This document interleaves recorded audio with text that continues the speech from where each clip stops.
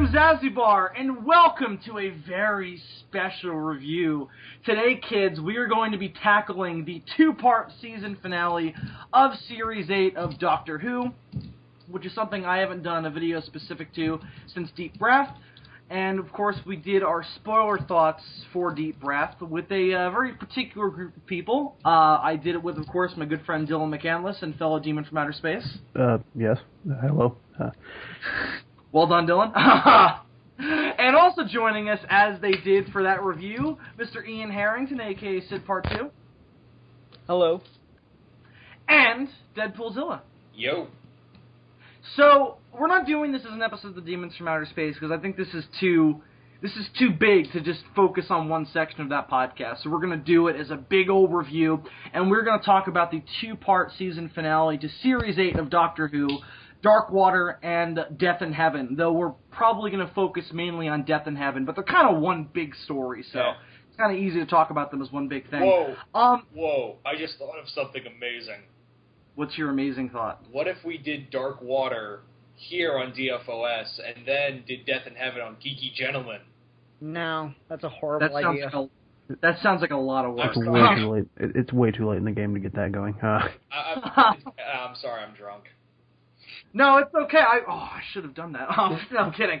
So we're going to talk about the two-part finale, and I guess we'll just jump right into it. So, I'm not really sure how to start this. So let's just go round robin and just give initial thoughts, starting with Dark Water. If you guys have anything to say about the season overall, feel free. That may relate to your thoughts on that. So let's actually start from reverse order of how we started in the Deep Breath review. Deadpoolzilla, what are your thoughts on the two-part finale? I really liked it. By the way, is it just me, or did this feel like a real 50th anniversary than the 50th anniversary? I didn't get that. Well, I think there were a lot of clever references and things. But the 50th anniversary had more of that anniversary special feeling, I felt. Well, that's what I mean, Dylan, is that it feels like like a 50th anniversary. You've got the Cybermen, you've got shots that literally feel like the episode of The Invasion, you have the someone back, you have... you can spoil it, dude. It's fine. Everybody knows at this point. Okay, I was just going to say, we have the Master back, we have Unit back, we have mentions of the Brigadier, we've got, Gallifrey everywhere. There's just... Well, mentioned, yeah. Yeah, mentioned. And we have, so much reference to the past as well as the future. I feel like this really felt more like a 50th anniversary than the 50th anniversary. I see really what you're... Because you couldn't get this without the 50th anniversary. Well, that's what I think is the reason why it feels that way, because this whole season, in terms of the stuff that's been part of the overarching story, has basically all been after product of the 50th anniversary. So I think that's why it feels that way. I do see what you're saying. There are a lot of references in this two-parter. But Doctor Who does that all the time, so I feel like it's kind of this part of the status quo, though. Well, this one, it felt like through the roof. And this one, it really harkened back to a lot of because like in all anniversaries, you look back on everything. And that's what I felt like this episode did. It harkened back to a lot of stuff. Maybe it's just me, but it did feel a lot like more than the 50th anniversary was.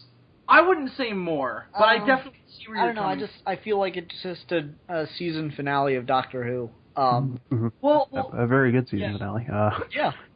I just don't see the 50th connection so much. But Deadpool, is there anything else you want to say general thoughts-wise before we move on? General thoughts on the season itself. While I did have a few problems with a few episodes, Capaldi remains to be the greatest thing ever in every episode, and he's like you, Bill. He's become my doctor. Mm-hmm. And I absolutely loved it. I can't wait to see this, the Christmas special, and hopefully they'll keep Capaldi around, because from what word on the street is this is Moffat's last season. Yeah, that's what I've been hearing, and Clara's too, apparently. But Ian, why don't we jump over to you? What are your thoughts on the two-parter and anything you might want to say about the season? Well, let me start with the season. I've really enjoyed it. When you said Moffat's last season, do you mean this one is or next one is? This is, word on the street is this is Moffat's last series. Oh, interesting. I think this... Whoa, really? That's really late in the game, then, to have that being, like, even rumored. Jesus, okay. Anyway, no, I've really enjoyed this season. I haven't, hated an episode yet. I think everything's been brilliant. Lack of Ice Warriors and all. No, I've You're a dick. Sorry, that was really funny. I've absolutely adored Capaldi as the Doctor, as terrifying as he is. But fucking terrifying, but I love it. Yeah, he's great. I've had my issues with this season, and oddly enough, it's only an issue because it's so referential to the to more classic Who than anything Matt Smith was in. Not just Classic Who, but Classic and New Who before Moffat took over. This season's been very referential to a lot of things, and that's been, I've been a fanboy. I'm like, yes, finally, we're getting references to the Davies run. We got one in this episode. It was great. And then there are, these weird things where it still feels like character regression to me, and I think we'll get into that a little bit here. Oh, absolutely. But overall, I've just really enjoyed the season in and of itself. Just, it's been a really great season. Really good, self-contained episodes that build a larger story. As far as the finale, the two-part finale goes, I thought it was brilliant how they started paying it off. And I loved the way that it all came together with Missy as the Master. That was just absolutely brilliant because we got, it used to be every season of the Davies run, the Daleks were the masterminds behind whatever the fuck was going on the entire season. Yeah, right? And this one, we finally get the Master being the mastermind, and that's awesome. Yeah, well, because it's interesting because this isn't the first time in New Who that he's been the big bad for the season, but this is the first time where he/she, I guess, has been orchestrating it throughout the whole season, which is what that character is supposed to do. Mm-hmm. You kind of had that with Series 3, but it wasn't nearly as intricate as she's. All he did in Series 3 was. The Lazarus experiment is the only thing that he did before the finale in Season 3 that sort of set up what was going to happen later. Everything else could have happened without him being in. No, he actually called the military strike on the Arachnos' ship, so he did that too. And he helped create the what Utopia is. Oh, that's right. Yeah. Well, but that's all to do with the finale. I'm saying before all the finale stuff, really all he does is set up the whole Lazarus thing and shoot down the Arachnos. But any old general could have done that. That's pretty much it. But in Classic Who, he's in the background, in the shadows. He's not even mentioned until he's revealed, and then suddenly it's a Master story. You know what I noticed tonight? I really enjoyed that about this season. You know what I noticed tonight, and I'm sure they didn't do this on purpose, but it kind of works. The whole purpose of this finale, one of the big things in this finale is Missy is trying to get the Doctor to see that they're not so different from each other. She's trying to get him. Like that. She's trying to get him to see that he's just as bad as she is. Well. One thing that's always stuck out about Capaldi in terms of the wardrobe, he has that suit coat with the red lining on the inside. Do you know who else wore a suit coat with red lining on the inside? Harold Saxon. Oh. Did he really? Yes, because I rewatched... Oh, I don't remember that. Because after watching this finale, I felt the need to go back and rewatch the Season 3 finale, and at one point he is wearing a coat like that. Wow, that is fucking cool. I have no idea if that's intentional. Probably isn't. I have a tendency to read into things, but... I don't know, but that is a strange coincidence. Also, another thing, the Master's whole plot, the whole overarching plot was that trying to show that the Doctor and him were alike. I mean, she and the Doctor were alike. It almost feels a bit like The Killing Joke. A little bit. Yeah, a little bit. But Dylan, what were your overall thoughts on this this two-parter in the season, if you have anything to say that you didn't say on DFOS? I mean, in terms of the season, I pretty much have the same thoughts that these guys were just saying. I mean, it's been a fun season. Capaldi's great. I mean, I didn't hate any episodes. There were a couple episodes that didn't really grab me. I could have done without the Forest one, to be honest. But... Oh, yeah, we didn't review that one on DFOS. No, I mean, it's an alright episode. Yeah, it's okay. But the finale. The trees are our friends. I am the doctor. Shut up, Mothra! Nobody fucking invited you. I am the doctor. I speak for the trees. But in terms of, this was a fan-fucking-tastic finale. I was very happy with it, especially after last week, because when I watched Dark Water, and with the reveal at the end especially, I was like, that is a fantastic setup. Do not fuck this up. Yeah, that was my thought, too. And I was proud to see that they did not. It really feels like the only time Moffat's done like this sort of like traditional finale in his seasons, because you had a 2-part finale in season 5, but it was very different in that the first part of it and the second part of it. The first part of it was just an incident that caused the second part of it to happen. It didn't have that classic sort of build-up and then payoff sort of thing. Same thing with Season 6, if I'm remembering correctly. And then Season 7, we had all the 50th anniversary shit. Season 6 was weird because it kind of built the... It basically had a 2-part finale that was broken apart by like 5 episodes. Yeah, this was the first time Moffat did almost a Davies-esque sort of finale. And I think he pulled it off perfectly.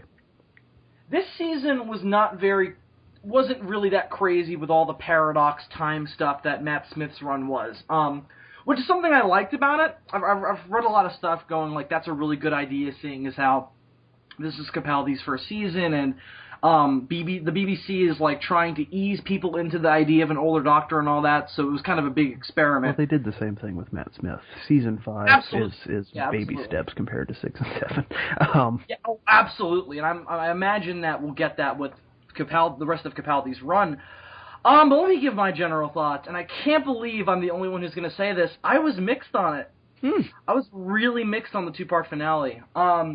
I love Dark Water so much, but here's the thing. I've loved the season for the most part, but I have had an overarching problem with it. The initial premise is so interesting, and the episodes do a decent job of exploring them, but I feel like all the major points never really get made use of enough. For instance, Mummy and the Orient Express, I thought was a really fun episode, but I thought that they didn't do enough with the Foretold. I think I talked about this on DFOS. I thought that like they explain everything about what the Foretold is, but I didn't feel the weight of it. And I have done a lot with this season, honestly, but it didn't hinder the fact that I liked a lot of it. And Capaldi is my current, mind you, favorite Doctor. But listen, I didn't hate the 2-part finale at all. I really, really enjoyed it, and I'm sure everybody who's a Doctor Who fan was up out of their seat, staring up at the TV screen and screaming like a fangirl at the end of Dark Water when Missy goes, "Well, I couldn't keep calling myself the Master, now could I?" Just for the record, she totally could. She totally could. There's no reason she couldn't. I didn't get that. But anyway, I really liked Dark Water. But I really the only problem I have with Dark Water was that, so you've got that amazing scene where Clara turns on the Doctor. Yeah. And it's incredibly well played. That was and so good. She takes all the TARDIS keys, she takes that sleep patch, they go out to the volcano, and she gives him this ultimatum. And then he completely turns it on her, and I'm like, oh, good, the Doctor's got a way out. But then they act like nothing happened. Well, and that bugged the shit out of me. Well, remember the Doctor said, you let me down, but, I care for you so much that, even betraying me wouldn't, I wouldn't give up on you even if you betrayed him. Might as well that he knows. This is exactly what the Doctor said. I know, but it's such a good scene that I thought that's why it pissed me off, was because it was such a good scene that the fact that it didn't have much weight for the rest of the episode really fucking bugged me. And for the rest of the 2-parter, it's not mentioned at all, and it really doesn't have any bearing on the rest of the actions taken. I'm gonna step in to disagree here, because Missy makes the whole point that Clara is a control freak and that she will and that the Doctor will do anything to do what she wants, and so yeah. I think that is harping on it without mentioning it directly.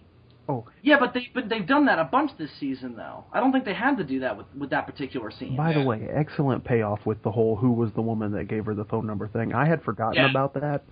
I did, and then they brought it back up. Did we and I was see like, the actress? No. Ah, okay. They never showed the character. Yeah. All right. I also think that actually, let me bring up something concerning Matt Smith's run. I'm pretty goddamn sure that it was going to be the Master that was revealed to blow up the TARDIS instead of cramming everything to end Matt Smith's run and say offhandedly that it was the Silence that did it. Yeah, they never really even got into how exactly. Well, they say it was a runaway. No, they didn't. That was the whole river thing.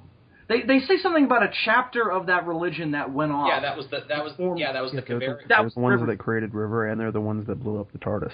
Yeah. But they never explain how and at what point they blew up the TARDIS. So it's still kind of up in the air. I agree with you. I think they blew it up with science. They blew it up with science. No, but I agree. It was so because Matt Smith was like, "Yeah, I'm leaving. You have 2 months to get rid of me." It's like, what? Geez, thanks for letting us know, Matt Smith. Guess we better wrap up all that shit. Yeah, let's explain it all in 10 minutes. But anyway, back to Series 8. I liked a lot of stuff about it. I think that this two-parter is a brilliant Cybermen story. Oh, yeah. It is fucking fantastic as a Cybermen story. The idea of cyber converting the dead.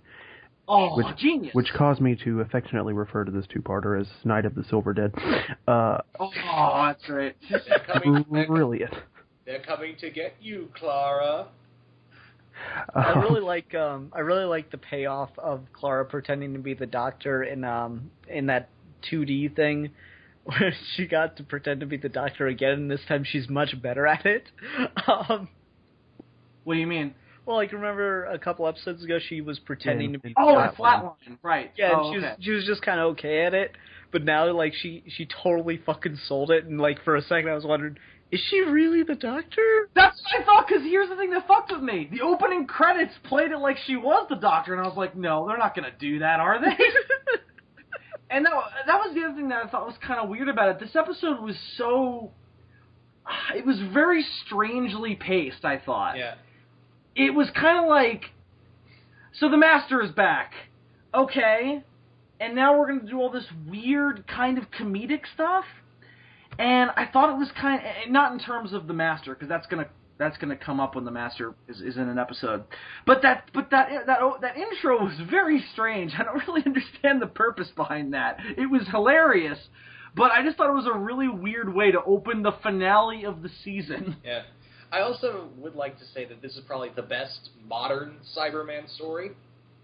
I agree. Yeah, I completely agree. Yeah, and it does.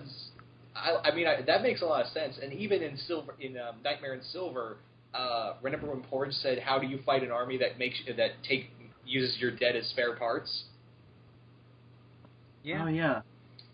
Yeah, I really dug that about it. One thing I was kind of disappointed by in the Cybermen thing is Neil Gaiman was talking about this when he was writing Nightmare in Silver. He talked about how the Cybermen, the only thing they really have consistently is the bar, and so they're always evolving, and that was the whole premise of like the whole upgrade thing that they had. Right. And I was disappointed not to see that come back at all in this. That they didn't change the design at all? No, not the design, just that they didn't upgrade themselves. Like, they didn't use that power that Gaiman gave them. So they didn't encounter a threat that they had to change. Yeah, I would have liked that bit of they didn't do the Borg thing and adapt like they did in Nightmare in Silver.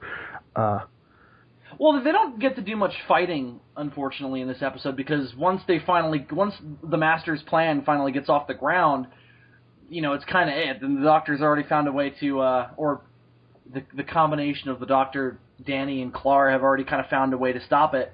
Well, the Cybermen, especially the ones that rise out of the graves, and this is probably just because they've been dead for a very long time, they seem what the fuck's going on, man? They seem very confused. Again, Night of the Silver Dead, they don't know what's going on. But the Master doesn't even... Dylan, they explain it. But the Master doesn't even really need them to kill anybody because the rain was going to happen again and convert all the living people too. So, right. Well, no, that wasn't the idea. The idea was the Cybermen were going to attack. Well, the other thing all right, so we have the like plane scene where they're attacking the plane and everything, And the thought that I had is, okay, first of all, if he's now the president of the world, why don't you have jets following the plane? That was crazy. I was like, what? Yeah, Is this the first time we've had flying Cybermen? Hold on. So, why don't you have jets following them? And then if you put jets following them, you could have had the Cybermen upgrade to take out the jets, and that would have been cool. Well, if we would have had jets following him, they would have been like, yo, there's totally Cybermen following your plane. Well, no, the Cybermen could have upgraded to attack the jets, is what I'm... Absolutely, I'm just saying, that would have been funny. Well, yo, Doctor, there's totally 7 Cybermen following your plane right now. Just letting you know. Go ahead. To answer Dylan's question, they do explain why the Cybermen, when they wake up out of the graves, why they kind of look like listless. They said that, they're getting used to... They've been dead so long, they're getting used to being alive again. Yeah, Dylan said that. Yeah. Oh, that's right, you did. Well, he wasn't questioning it. He was just saying, I like that. Oh. Is this the first time we've had flying Cybermen? Deadpoolzilla is too drunk to podcast. As if the Iron Man comparisons weren't enough after they changed the design, now they can fly. Right. This is, to my knowledge, the first time we've had flying Cybermen, unless I'm incorrect about that. Also, was anyone else kind of bummed that, the Doctor didn't, when the Cybermen showed up, he was like, there's something on the wing. I definitely thought of that, though. I was like, that's totally a reference to fucking Terror at 30,000 feet or whatever that episode's called. Nightmare at 30,000 feet or something. Yeah. Whatever it is. But I liked a lot of things about it. In terms of the stuff that it did get right. Number one, Michelle Gomez Rodriguez. What's her name? I think it's Gomez. Michelle Gomez. I read a review a few minutes ago. I think it's Gomez. She is brilliant as Missy / the Master. She is fucking awesome. I love this demented... She's freaking insane. I love this demented Mary Poppins thing she has going on. And we were all joking about that, and then she actually comes down with a fucking umbrella. Oh, it's very clear that was the Master's idea. Was, I'm totally going to look like a fucked up version of Mary Poppins. That's definitely the idea. What I like about her is that she's very reminiscent of Anthony Ainley's portrayal as the Master. He was the Master for all the way from Peter Davison's era, the end of Tom Baker's era, all the way to the Sylvester McCoy's era.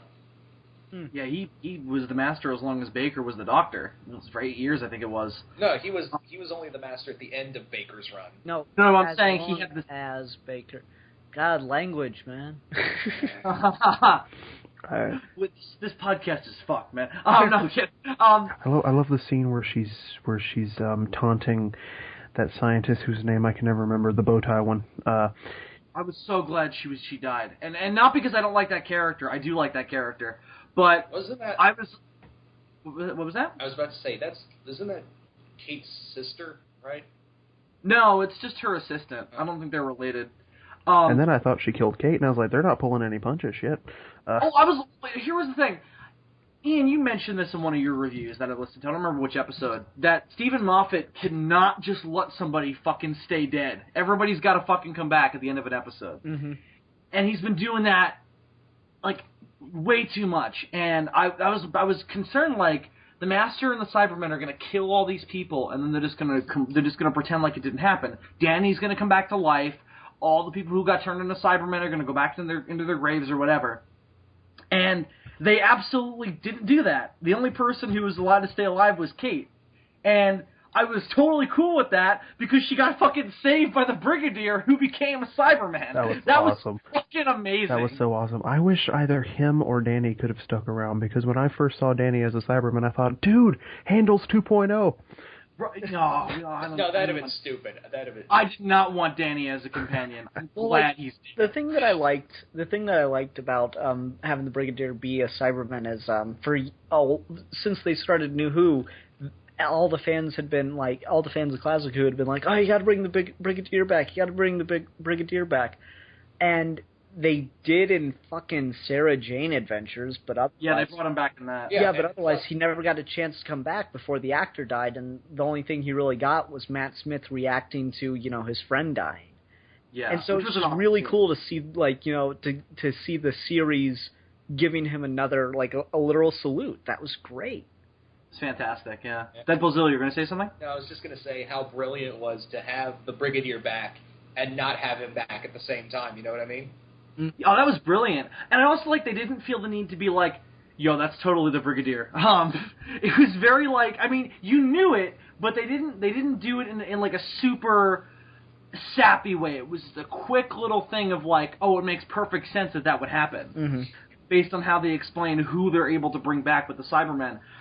By the way, how creepy was it? And this is the first time I think they've done this in New Who, of seeing somebody who was recently converted into a Cyberman under the mask.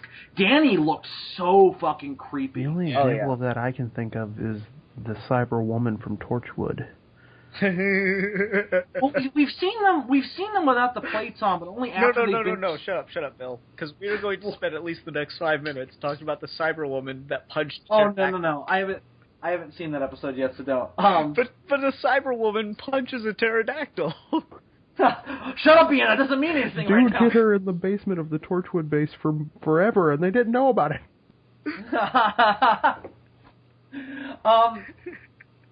No, but we did see a Cyberman without the plate on in, I think it was the Pandorica Opens. Yeah, that was just a skull. Yeah, exactly. So that's why I thought it was cool we got to see one that was recently converted. Usually when they see them, it's just like a skull, or I don't know why they even need the skull or the face or anything. Why can't they just have the brain in there? Isn't that the important part? That's what they did with the Cyber Master in what was it? The Next Doctor. Yeah. They had the brain showing. So I always just assumed up until the point in Pandorica where we saw the skull that it was just like a brain in there, and then I was like, oh, the whole head's in there, really? Because in the introduction of the Cybermen into New Who, you see like the helmet being made onto the person. You hear the person scream as it's put on. Yeah, you do. Which is still one of my favorite things. Like, I mean, Daleks scared the shit out of me, but say what you will about the Cybermen's first introduction in New Who, but that moment totally makes those fucking episodes for me. Yeah, they are terrifying in New Who. The conversion stuff is terrifying. Also, another thing, does this also harken back to Army of Ghosts? Yeah, it does a little bit. Well, she actually does literally what Torchwood thought they were doing. In that she's literally, well, no, it's basically the same thing. People's loved ones coming back, but turning out to be Cybermen. Only this time, it really is the people's loved ones as Cybermen. Coming back as Cybermen, that was kind of cool. One of the things that, like, I guess since we're kind of on it, I think that we needed one more episode between Darkwater and this, just to get more time in experiencing what exactly the underworld or the Promised Land, whatever they were calling it, was. Because it feels really rushed, and it was so interesting. Like, I just like I guess you'd call it dogma of it, or whatever. Just the bureaucracy of it. Oh, are you going to be cremated? Because that's a problem. And then, like, you hear that guy scream in the background and goes, oh, looks like someone donated their body to science. Yeah, I loved all that in Darkwater. That was one of the best parts of that episode. Yeah, I just wanted more of that before we got the reveal. I agree. I think that they kind of wrap it up in a nice little way, though, saying it's not really the afterlife. It's a big hard drive, and we're all being stored here. I thought that was a good way to end it.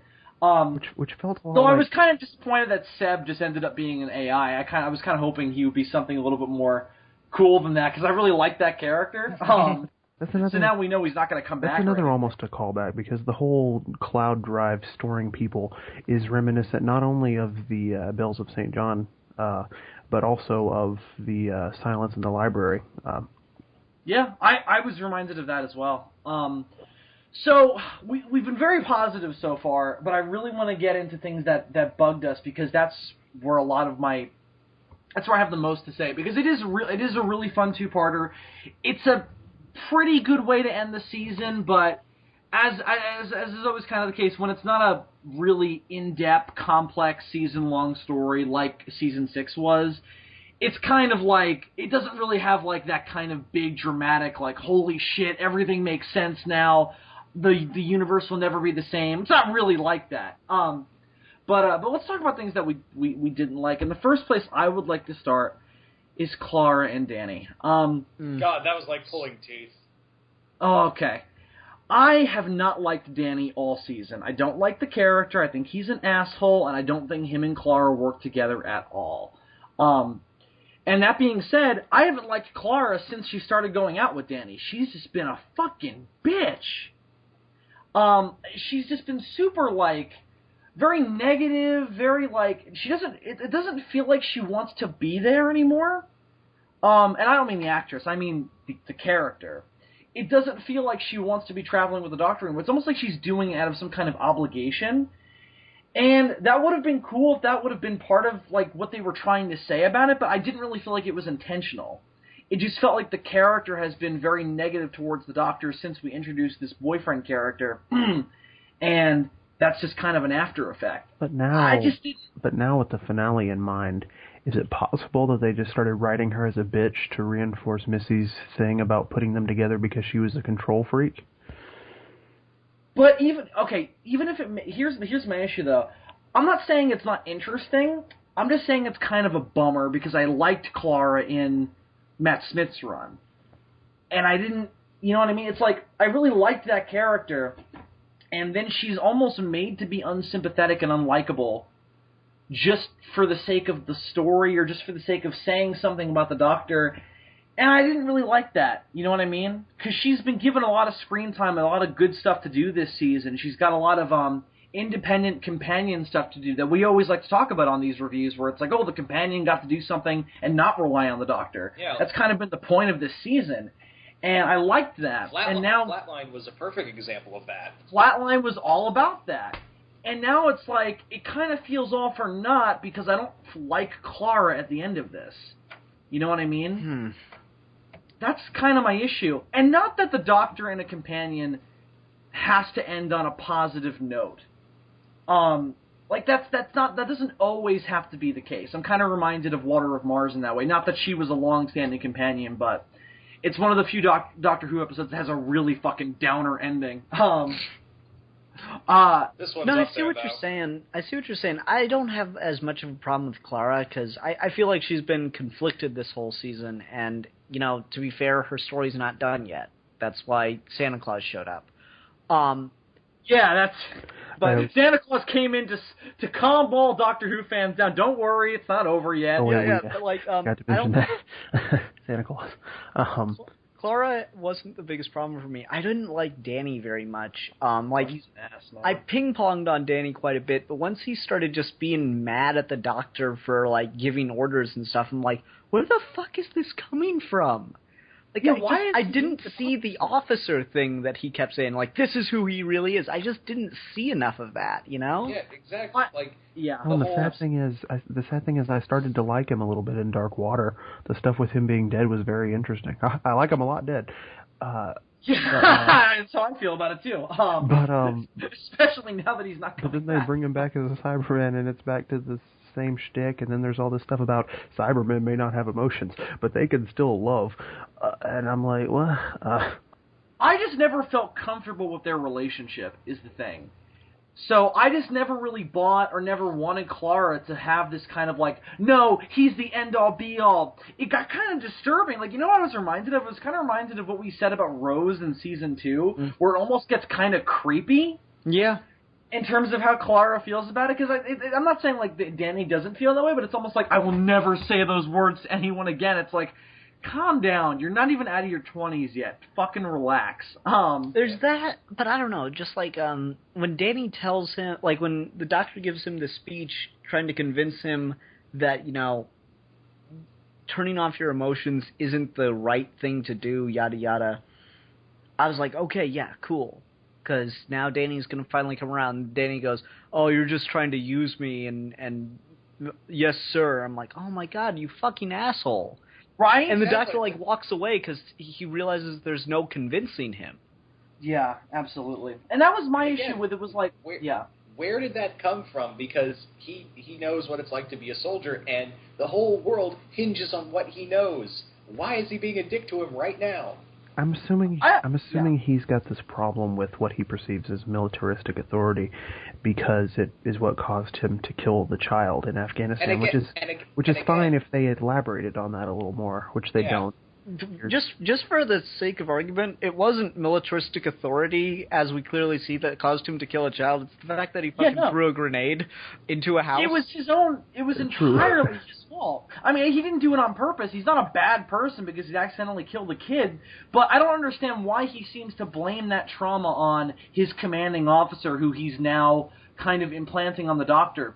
I kind of get, I get where he's coming from in terms of his perception of the Doctor, especially with the way Peter Capaldi plays him. It's very reminiscent of how Hartnell did it. It's this very, like, you do this and do as you're told. That's been almost his catchphrase this season. And I get it.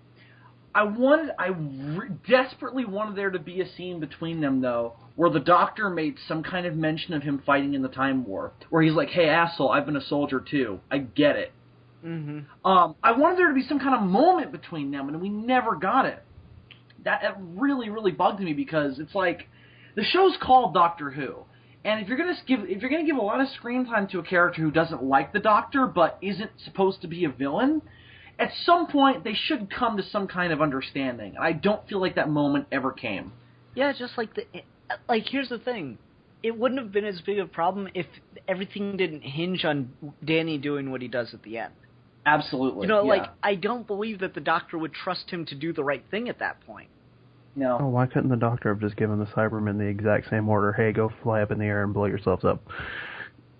I also don't see why. It was kind of a strange scene, because I just thought of this now. Remember that scene from the Wedding of River song where the Doctor destroys a Dalek and takes out the data core? Yeah. Why couldn't you just do that with one of the Cybermen? Well, because they would lose the rights to the Daleks if they didn't have them, Bill. No, what that's the not fuck? what I'm saying. No, that's not an answer to the question. Huh? No, it was a joke, Dylan. Okay. Because No. My point is that I don't know why he couldn't just go up to a Cyberman, point the Sonic at it, and go like, "Oh, this is totally their plan." Because I heard someone describe what Davies did with the sonic screwdriver, and I kind of see this logic. He basically came in and said the sonic screwdriver can do anything except for solve the problem of the episode. Yeah, and I think all right, that's fine. The way to make the most sense of it. Also wood. It can't do wood. Well, you know what the problem is, though? It kind of does, though, because she turns off his emotional thing by using the sonic screwdriver. No, but it's not the sonic itself. I see what you mean. I got you. I just thought it was kind of weird, and it kind of... I just never felt like Danny or Clara truly went through a good, strong season arc. Yeah. And I feel like that was... I feel like they were intended to. I just never really saw it. You know what I mean? Yeah. It's kind of like... And it sucks, too, because this is from the same guy who made Rory and Amy work. Oh, yeah, well... at least until the end. Had another boyfriend who at some point got turned into one of the monsters. Yeah, very true. It's strange, though, because Rory and the Doctor had a very similar relationship to how Danny felt about him at first.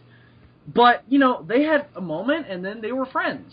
No, but this is a little different, though. Danny's problem with the Doctor... No, it absolutely is. Danny's problem with the Doctor is a very, principled sort of view of him and who he is. Rory's problem was, hey, I think this guy might try to fuck my girlfriend. Well, but Danny had that at one point, too, where he was like, do you love him? And she's like, not that way. And he goes, what other way is there? And it's like, well, what the fuck do you mean, what other way is there? She loves her dad, but she doesn't fuck her dad. You don't know that, Bill. No, I don't, actually. You're right. Well, then, in this episode, she goes in that whole tirade where she says the Doctor's the only person I trust and all that. And it really just kind of upsets Danny when he's a Cyberman. I'm like... I don't blame her, though, because he's an asshole. I wouldn't trust him either. One should never... He overreacts to everything this season. He's just like... He's such a crybaby. One should never droop their head when they're in a Cyberman armor. There's nothing more ridiculous looking than the sad Cyberman. I was very, I don't know, maybe they just shot it better back in the Davies run, but God, the Cyberman outfits look terrible this time. They looked really bad this episode. I don't know what happened. Because they didn't look this bad in Nightmare and Silver, did they? No, not at all. They looked way better. The thing is, the problem is, you can see they're clearly wearing some kind of like rubber or latex or something. Like rubber suit underneath the metal, and you can tell that it's not part of the metal because it creases. And it could be explained, like, classic Cybermen, they weren't entirely made of metal. They had all these weird cloth parts, and they explained that as they were humans, or Mondasians, technically, going through a slow conversion process, so it was fine. But now it's like, now they're supposed to be corpses inside of a metal, You know what would have worked better? What? If instead of full Cybermen, since they're corpses making themselves into Cybermen, if we just had like kind of like cyborg zombies. I agree. I think that might have gone a little bit too far in terms of the gruesome, though. That potentially. I just think that would have worked because I agree. Doctor Who's too family friendly. Bring on the blood and guts. No, not anymore. Fucking this season has not been for kids. Like there's a shot in The Caretaker where you see the cop's arm fly off to the side, and it's all burnt and crusty. It's still not gruesome enough. I want Doctor Who to be as intense as fucking Torchwood Miracle Day. That's what I fucking want. People's heads my God, Miracle turn around Day. 360 degrees. Say what you will about Miracle Day, but the first, 2 to 3 episodes of that are amazing. The ending is what sucks. Yeah, no, the ending isn't even what sucks. What sucks is, there's this, entire portion of the story that just gets taken up by fucking Gwen, and it's just like, God damn it. I'm still waiting for Peter Capaldi to rape a Dalek, and it hasn't happened yet. Yeah, I know. I was very disappointed that in Darkwater, when Missy kissed him, he didn't look at Clara and be like, "Get ready for it, laddie." And then, And so now the Master has made out with the Doctor. All right. All the Flash fan people are completely... Every fangirl on the planet is like, but they're also really sad because it's 2 old people, so... Also, one of them is female, which they did not expect. Exactly, that's not what they wanted. But technically... But all the Slash fiction is completely justified now. No, it absolutely is. The Master wants to fuck the Doctor. It's like, I want my friend back. I think you want a little bit more than your friend back. I think you want your friends back, if you know what I mean. That was good. She kneeled to you a lot. It's true. And why is Missy coming up? She does get on her knees in the end when she gives him the army of Cybermen. I fucking loved that. We haven't even gotten to that yet. That was the whole purpose of her plan was brilliant. Mm-hmm. That was such a Master thing to do. Was, he's crazy, she's crazy, and it seems like she doesn't want world domination. What is she going to do with the Earth? It's like, what use does she have for it? I did love that little moment where he's like, "Oh, remember all those times you tried to take over the world? I'm on my way. Thank you, Mr. President." Oh, that was so cool. And he's like, piece of cake. That was a great moment. That was a great moment. I also like the kind of visual allusion to the end to the Sound of Drums in Last of the Time Lords, where here you have the Doctor, who's a leader of the world, riding up in a flying fortress with the Master in handcuffs. Mm-hmm. It's kind of a flip of what it was in that 2-parter, where it was the Master who was the leader of the world. Was anyone else just a tiny bit disappointed that we didn't get the I mean, they explained the drum beat away in the End of Time, so I don't guess. I know. I just would have liked a reference because it's that got in my head for a year. A year straight, I was just fucking beating that out. What they should have done is when she put the Doctor's hand to her chest in the first part of the episode, you should have just had let the audience hear the heartbeat as. Well, then it would have ruined the reveal at the end. I mean, I kind of guessed it before she said it anyway, but. Well, really, I actually thought for one quick second I thought it was the Rani. That's it. Well, I thought it was. I honestly thought it was Romana. Yeah, the Romana, a vengeful Romana as well. That's what I thought because weird. I disregarded the Master rumors immediately after I heard them. I was like, Moffat's not going to do the Master. He doesn't like the Master. It's not going to be the Master. But what he does with the Master is really interesting and really good character stuff, and I can totally see it from John Sims' Master, too.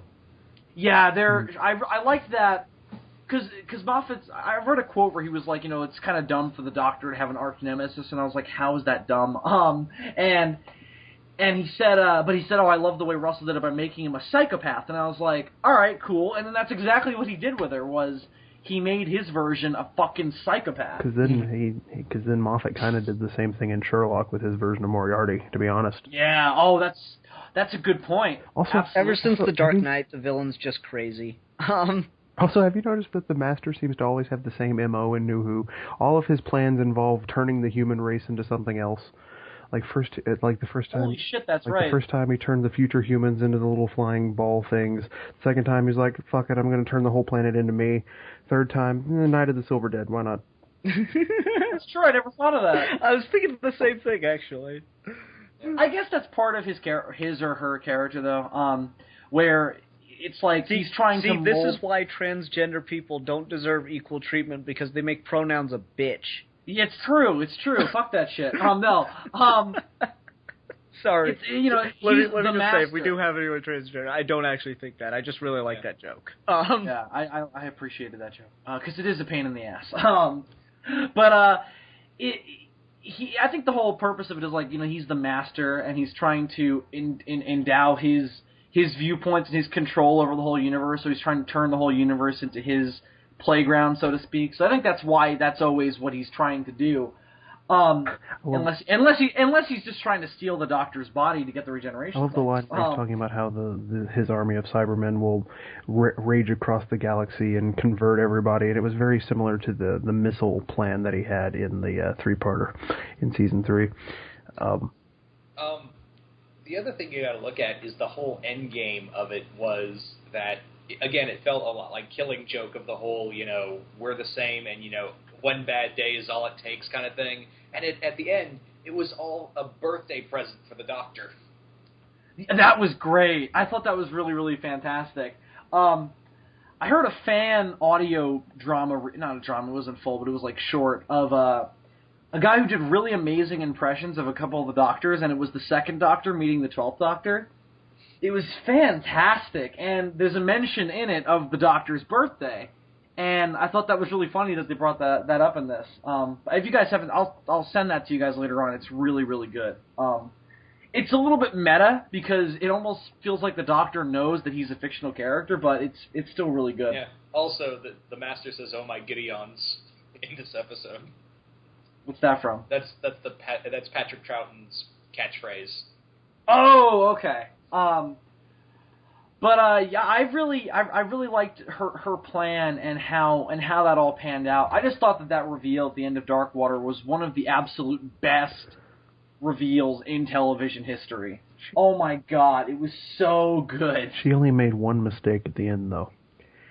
Always, always, always have a backup teleportation device. She did.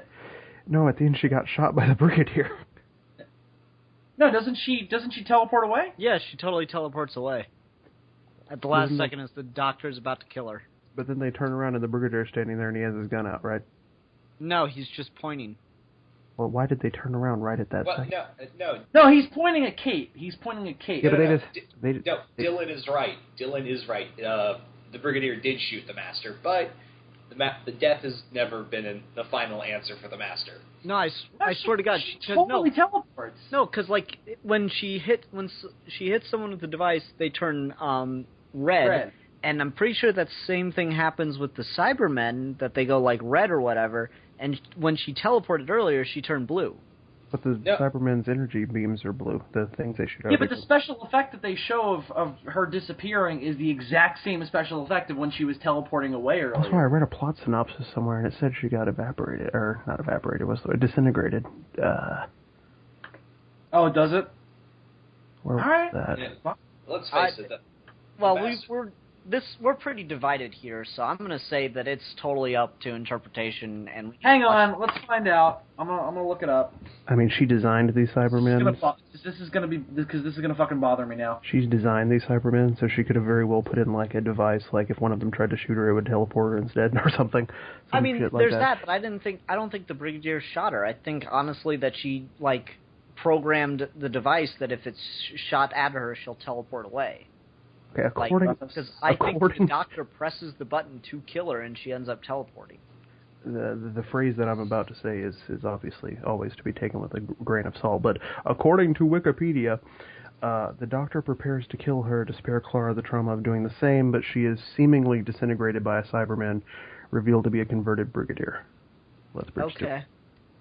Listen, it's not. This isn't the last time we're going to see the Master. I doubt this is the last time we're going to see Michelle Gomez's version of the Master. Oh, I certainly hope not. And besides, the Master still has, 9 more regenerations to go through. Really? Why? Doesn't he? I thought he has unlimited. No. The Time Lords gave him a new regeneration cycle during the Time War. And how many has he used since then? He's used Yana, John Sims, and now, considering they may bring someone else back, possibly Gomez's. So there's only 3. He's still got 9 more left. I really want to see John Sims become Missy.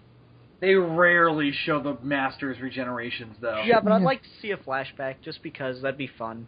In fact, I think the only 2 that we've seen on film are Jeffrey Beavers into Anthony Ainley, but that's not a regeneration so much as fade. And then fucking Claudius from Hamlet into John Sim. So we rarely see the Master regenerate. I think part of that is because they always like to have his presence be a reveal. No, and that's fine, but I'd just like it as a flashback, because that'd be fun. Sure. Some fan will do it, don't worry. That's what always happens, is someone with really good computer CGI skills will fucking make it. Like Hulock. Yeah, somebody will do it. Listen, there are like dozens of videos out there of Paul McGann turning into Chris Eccleston, and now we don't need those anymore because that's not what happened. So a bunch of YouTubers out there had their dreams shit on. But I'm trying to think of other, like, really problems. Like, as I said, I was mixed on it. Most of that is just the pacing of it and Clara and Danny's characters. Aside from that, I thought it was really entertaining. For me, the biggest problem I've had with the season, as I said, was it seems like there's a bit of character regression just to make Danny seem like he's kind of right. But, alright, so what was the season with Tennant and Davros? That was 4. Season 4. Okay. So, the whole point that Davros makes is, see, this is what you do to people. You make them want to die for you.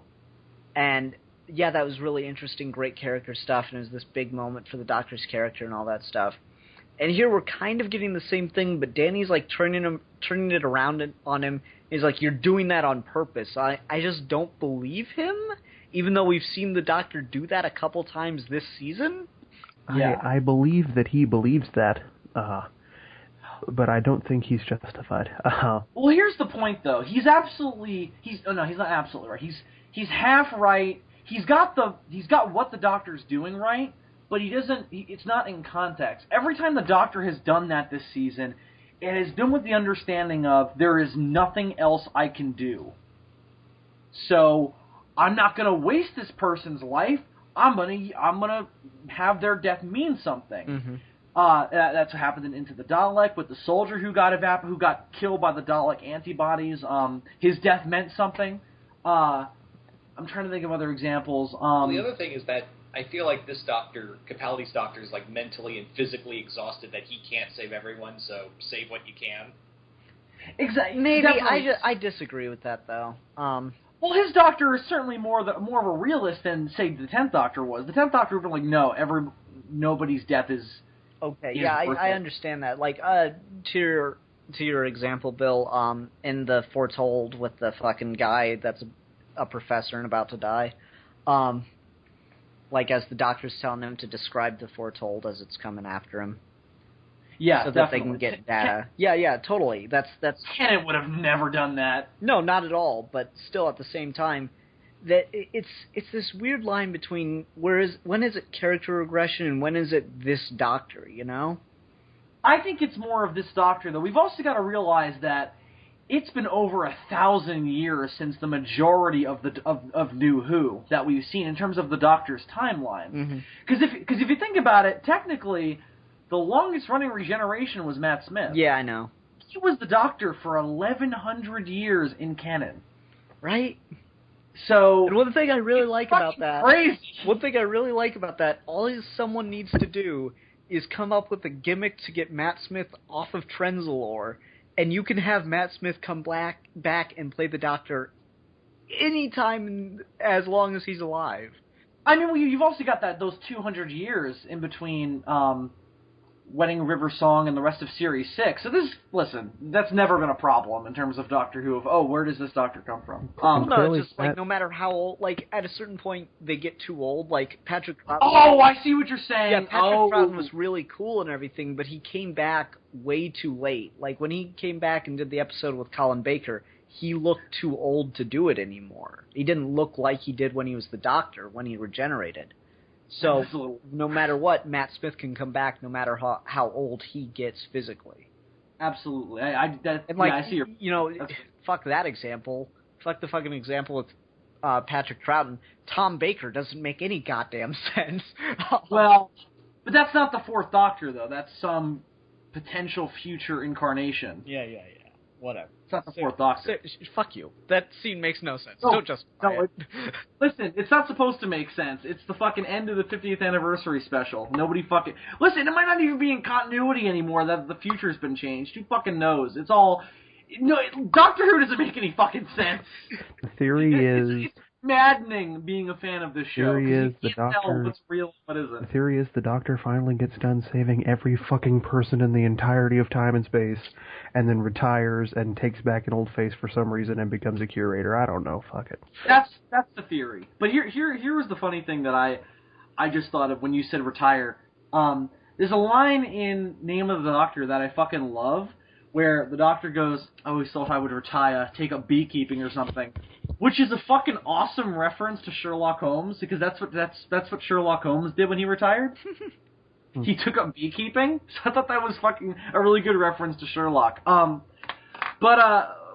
back to this episode. I just thought it was I thought it was very fun. It's a very exciting 2 hours of television to watch both episodes back to back. I'm gonna do it tomorrow and maybe try and watch the whole season in one stretch. See how it plays in one big binge. So how's school going, Bill? Yeah. Fuck school, man. I'm too cool for school. I'm watching Doctor Who. I just real quick at the end. I really liked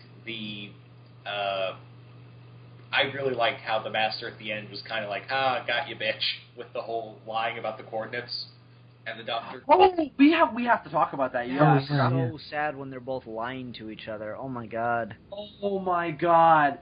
Well, listen. Thank God it's not the end for them. Yeah, I'm so happy Santa Claus showed up. I know, because I was thinking, that was a really awkward way to end the season, the whole season. Well, what I love about the ending before Santa Claus shows up and literally says, "No, wait a minute, it can't end that way." What I love about the ending is that even after the Master or the Mistress's possible disintegration, possible teleportation, who the fuck knows what happened, even after that, she still kind of wins the episode because she really fucks up both of their lives from that point on. Like, there are far-reaching consequences. Clara's all fucked up in the head. Danny's dead and sent back some fucking kid instead. Now she's got a kid. She's got to find its parents. What the fuck? The Doctor can't find his planet. Danny's like, "Hey, Clara, find this kid's parents." What? That kid's parents lived in war-torn Afghanistan. They're likely dead by now. But... Holy shit! No, here's what's gonna happen. Moffat's gonna get all fucking, political on us next season, and during the Christmas special, Moffat's gonna get all political, and Clara's gonna go get kidnapped by ISIS and shit. Versus ISIS, oh my god. Turns out the Daleks are behind ISIS. Oh, shit. It's like fucking Victory of the Daleks, where the Daleks are pretending to be weapons. All of the terrorist groups are really funded by aliens. Fucking... I knew it. Fucking Al-Qaeda, that's the fucking Santarans. This is getting fucked up. You know what I'm kind of thinking is going to happen, and I really don't want it to? Deus Ex Machina, Danny comes back. No. It's a Christmas miracle. I would really be pissed. Well, actually, I can't say no because you're right. That's what Moffat does. He brings people back, and I'm really, really glad he's dead. I hope it stays that way. I don't know. I'd like Moffat to just leave some characters dead because, like when we did the Dalek, Into the Dalek, what was one of the things you said you really enjoyed about this Deadpoolzilla, or about that episode? I can't even remember. That the Daleks killed people. Yeah, which we haven't seen them do in like 3 seasons. The Daleks actually killed a person. Yeah. So, like, just think about it. It's been seasons since we've seen the Daleks kill people, the thing that they're apparently really good at. Yeah. It's true. And it's been, like, way too long since we've seen any pig slaves. Yeah. Yeah, gotta bring back that staple of the Daleks mythos. Bring back the pig slaves, why not? Yeah, right. Or just have a spin-off episode where some of the pig slaves escaped, and now there's just like a race of pig people living in the sewers underneath New York. Pig people. I'd be down for that. Fuck Torchwood. Fuck Vaster getting her own show. Fuck Sarah Jane Adventures. We want to see the pig people as like a fucking sitcom. Title of the episode: Doctor Who versus the pig people. It'll be like Chuds. No, but yeah, the whole, like, him lying to Clara as you see him, like, get all pissed off that Gallifrey isn't there. Oh, my God. That image. Okay, so that whole sequence where you see the Doctor punch the coordinates into the TARDIS, and then you open the doors, and I'm like, what is he going to see? Is he going to see, like, Rassilon, like, jerking off, or is he going to see the planet or whatever? That's what I expected. Just Timothy Dalton with that big metal glove just fucking going to town. Yes. Gallifrey rising! If it is still Timothy Dalton, for all we know, it could be fucking a woman. I don't know. Both. Anyway, but then you see they open it up, this total darkness, and then the Doctor just starts punching the TARDIS console so hard that it starts to spark. And I was like, Jesus, how fucking strong is the Doctor? No, he's beating his wife, man. It's true. Oh my God, it's true. But no, like, no lie, he's been doing it for years. Like, fucking, you don't remember Christopher Eccleston, like, hitting it with the mallet and then kissing the mallet? Wait, hang on, Ian, what's his name? You don't remember Christopher Eccleston hitting the... You were like Crystal Falcoson? Oh, sorry, I'm talking fast. No, you don't remember Eccleston hitting the TARDIS with the mallet and, like... Oh, I remember. Tennant did it, too. He was like, behave! It's like he's beating his wife to get her to do what he wants. That's the way I do it. No, I'm kidding. Sometimes you just gotta hit a bitch. And the best part is, she never tells a soul. Hey, it could have been worse. Paul McGann in the audio dramas took a pickaxe to the TARDIS. Oh shit! I don't know. My sometimes favorite you just TARDIS, gotta do what you gotta do. My favorite TARDIS interaction was probably when Matt Smith said that he threw the instruction manual into the heart of a supernova because they had a disagreement. I remember that. That's great. I almost wish they would have gone a little bit further with it, and you would have seen the Doctor with like bloody hands or something. Yeah, that'd been cool. That would have been the icing on the cake for me. Well, at first when he opened the door and there was nothing there, I'm thinking, is it invisible? Is he going to do something? Is he going to appear? There's invisible Gallifrey. Gallifrey is invisible. Actually, here's the big twist ending that would be crazy ironic. All right, ready? What if Gallifrey, when it came back, made itself invisible so that it wouldn't start another time war? I mean, yeah. They wouldn't even have to go through that much trouble. Just use a perception filter, which is a piece of technology we haven't seen in a while, and just like, so nobody will notice they're there. Well, no, if you're looking, you'll notice it. And the Doctor is definitely looking.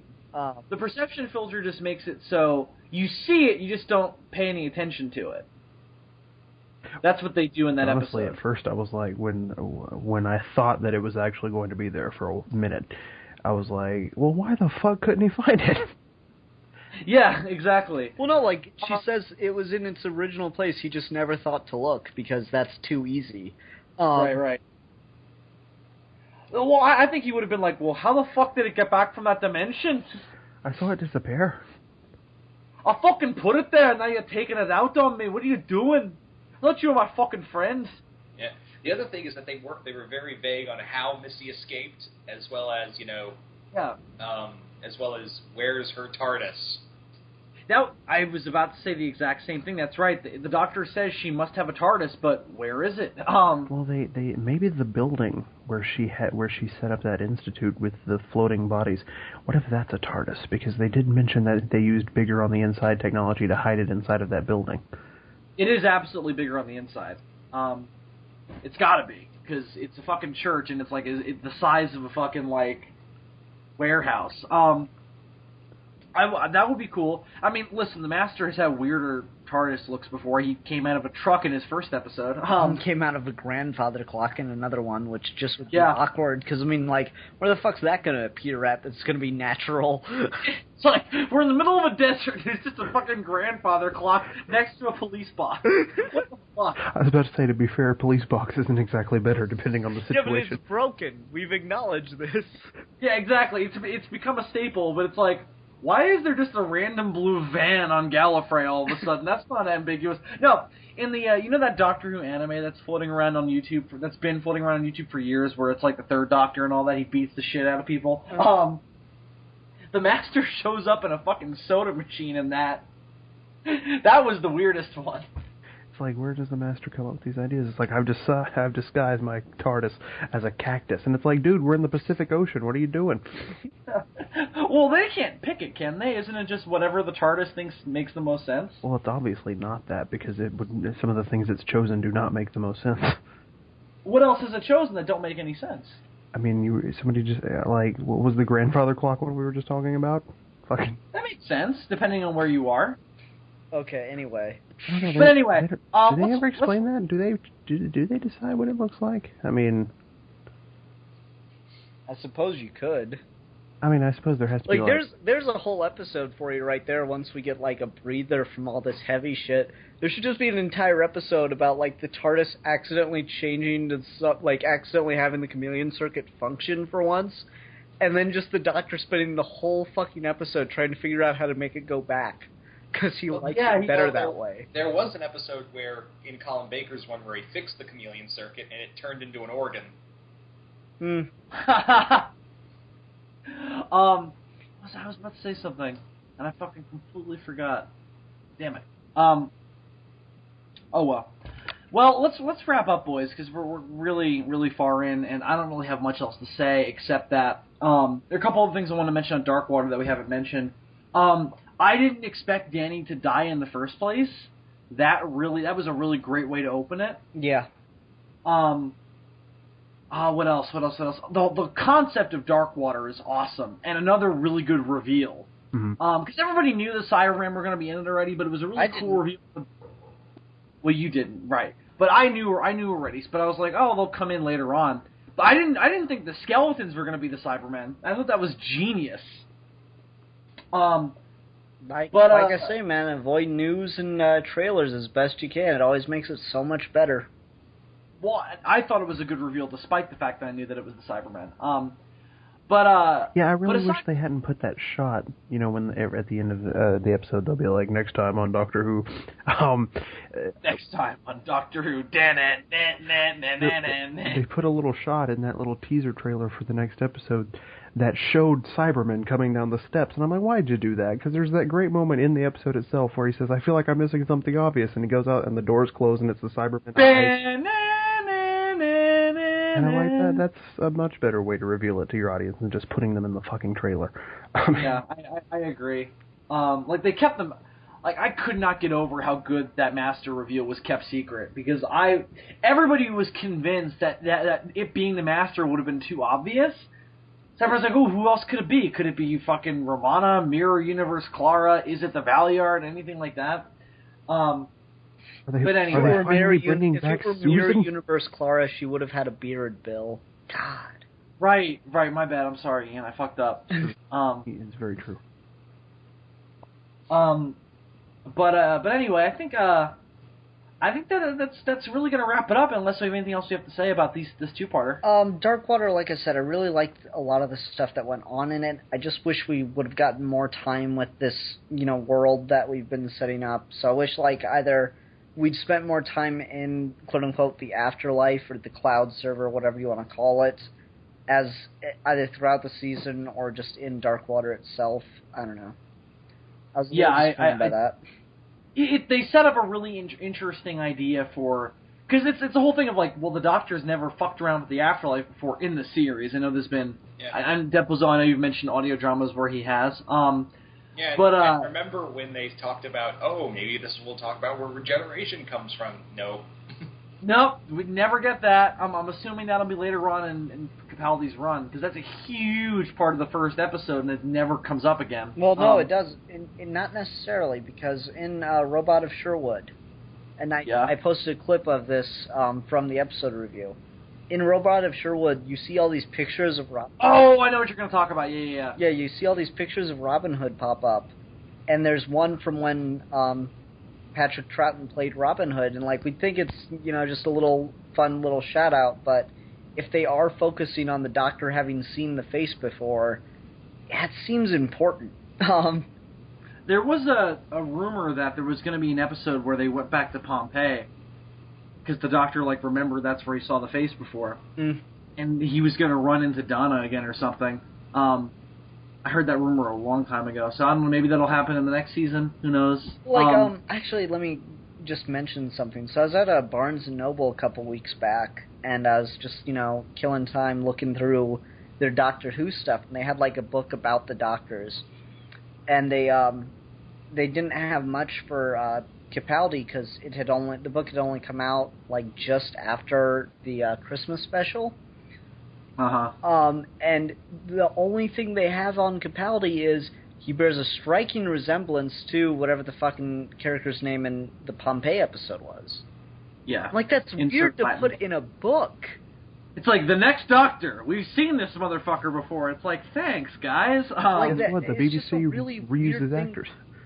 It's just a really weird thing to put in a book that's, about, introducing people to the characters and everything. Yeah. I don't know, it's just one of those things I'm wondering if they're really going somewhere with this or not. I hope so, because they make a big fucking deal out of it in Deep Breath. So, I'm assuming it'll be like the TARDIS blowing up or the cracks where they'll forget about it for a while and then it'll come back towards the end. Then they'll explain it in 5 minutes right before Capaldi regenerates. Yeah, because Peter Capaldi will leave and but he'll only announce it a month before and then he'll just fuck over the whole production. Yeah, exactly. But anyway, let's talk about the Christmas special quickly and give kind of our hopes and dreams, if you will. And we'll sit on Santa's lap and wish for how we want this episode to go. Any thoughts on Nick Frost playing Santa Claus and coming in and be like, "Wait, you can't let in like that, Doctor"? Oh, I thought that was all. Sorry, Ian. No, go ahead. I thought that was a really awesome reveal because I knew Nick Frost was going to be in here, and Patrick Troughton's son is going to be in here too. Oh, that's cool. Well, his first son was in his middle child was in Midnight. Who was he in Midnight? He was the bald professor. Oh, that's cool. Okay. Yeah, and now his eldest son. No, that was his eldest son. This is his younger son. That's going to be in this special. And very cool. Also, yeah, I think also we're going to get the Silurians by the looks of it. Okay. Yeah, there were some reptilian things going on. We didn't see much. All we had was the Doctor making a ghost. How'd you not see it? They played it at the end of the episode. I downloaded the fucking episode, Bill. All I got was the clip of... Such a problem, Ian. Well, fuck. Like I say, try watching one thing without seeing all the trailers and, reading up on it beforehand. You'd be surprised how good it is. You'd be amazed what dramatic timing and reveals feel like when you don't know what the fuck's about to happen. Listen, man. You just caused some problems now, man. No, but anyway, I couldn't believe it when fucking Santa Claus walked in. You hear the knock and then you hear someone walk in TARDIS, and then you see snow on the dock, you're like, no way. No fucking way. You hear the jingle bells, no fucking way. And then you just see Santa Claus. It's like, the fuck? I thought fucking the Doctor was Santa Claus based on that scene from The Empty Child. Right? Well, in the classic series, the Doctor often talked about on occasion that he knew Santa Claus. Oh. I felt like David Tennant when the Titanic crashed into the TARDIS. Santa Claus came in and I was like, what? What? What? What? That's exactly how I felt. You know what we need? We need, like, elf genocide, and for the doctor to be like, I'm sorry, I'm so sorry. No, we need that scene from Scrooge where all, like, Santa and the elves get badass and they pull out fucking assault rifles and they fight off whatever threat's going on. Oh, man, it's got to be like in this one Christmas episode that Family Guy did, where all of a sudden the demand from all the people around the world made it to where the elves had to inbreed to keep up their population, and suddenly they were all these like mutant freaks. The reindeer were eating each other. Santa Claus was like all deteriorated because he couldn't keep up with the demand of all these fucking selfish children in the world. Oh, I remember this. Yeah. There's a song about how Christmas is killing the North Pole. Well, anyway, I think that's going to do it for this review of the two-part season finale of Series 8 of Doctor Who. I think overall we all enjoyed it for the most part. Thought it was a good, exciting way to end the season, but minus definitely the Ice Warriors, you know, even though there were no Ice Warriors, it was still pretty awesome. Anyway, so does anybody have anything they want to plug before we wrap this up, before we go? Okay, so, I gotta talk about this, because this is the funniest thing ever. So we're doing, on Geeky Gentleman, we were doing Horror Movie Month, and that was, like, totally a planned and thought about ahead of time thing, and it was really cool. And so then, just to, you know, start this month, I needed to write a paper, and so we did a discussion on art versus history, talking about doing my homework, basically. Sounds exciting. Yeah. And so Steve, randomly after that point, picks Iron Lady, the movie about Margaret Thatcher. And so November has kind of coincidentally become Geeky Gentleman History Month. Because I already know what I'm picking. Geeky Gentleman History Month! Yeah. So, like, I'm like, picking... I might as well announce it, because it'll be fun as hell. So since it's, you know, the month of Thanksgiving, and, you know, it's a very ironic holiday because it's just a lie that we celebrate, yada yada. So I'm picking fucking Pocahontas when I get to the review topic, just because. So yeah, it's gonna be it's Geeky Gentleman History Month, so make sure to check out the channel, because there's a lot of interesting shit, and it's just us lecturing about, you know, the lies your teachers told you. The lies my teachers told me. There They are told a me I lot could of be them. anything. Well, it's funny because you two were doing the fucking, like, American history thing, and Bill's all like, Teddy Roosevelt was a badass. Teddy Roosevelt was kind of an asshole. Teddy Roosevelt was a badass. Fuck you. All badasses are assholes. Yeah. But not the good kind of asshole. Not like me. He was just kind of an asshole in general. It's part and So parcel you- with so the whole you guys- badass gig. So you guys were not too far in between. We're right at Listen. Teddy Roosevelt believed in Bigfoot. That's enough for me. Good enough for me. Just so we can. Anyway. You know what, man? That's good enough for me. Anyway, so, in terms of stuff on our end, the Demons from Outer Space 1-year anniversary is live. You can give that a listen. You get to see our badass new intro. And you get to see Dylan and I commentate over Godzilla vs. Megalon, which was a blast, even though we couldn't fucking keep our movies synced up because of fucking American editing. Oh, weird. Yeah, it fucking sucked. But it's You have fucking that hilarious. problem a lot, Bill. Well, It's been 2 times. And also, this was unforeseen because I thought we were both watching the same American version, but no, Dylan had the fancy international version. I had the version with all the violence put back in. Yeah, you got the scene with the fucking guy getting hit in the face with an airplane and getting his face torn up. Oh my god, that was fucked up. You know, for kids! It's a family picture. It's a family picture. Anyway, although we both did get to see Gigan fucking get his arm snapped in half by Jet Jaguar. That wasn't fucking censored. What a fucking God. terrifying image. Like, I'm just fucking... I'm reminded of like a person eating a chicken wing and like they snap it, like just with that audible pop. Like that's what happened in my brain. It's so fucked up. It's like this movie is for fucking children. And Jet Jaguar, completely unnecessarily, just snaps Gigan's arm. But aside from that, I think that's about it. Godzilla Odyssey is a thing that's going to happen at some point. Hopefully, things Bill says he'll do. Yeah, at some point it'll happen. Coming in the next few weeks, hopefully. More updates on that on the Demons from Outer Space. But aside from that, Deadpoolzilla, Dylan, you guys have anything you want to say to the good people? No, I think that's about it. Dylan, when's that Dragon Ball Z video coming, man? Oh yeah, that. I mean, I just got to edit it, so. Yeah. Whenever the fuck I do that, I don't know. It'll be coming around the mountain when it comes. What a content provider. When I feel like it. Deadpoolzilla, anything to announce to the good people? Not really. All right.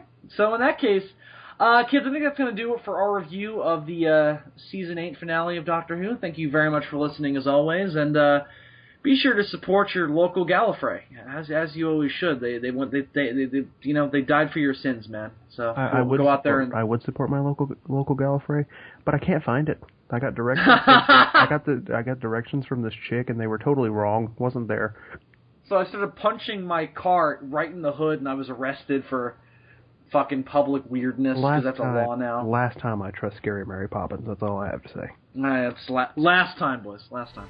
So until next time, I'm the Worster, a.k.a. Zazubaar. I'm Super DM64. I'm Sid Part 2. I'm Deadpoolzilla. And have a fucking great life, kids.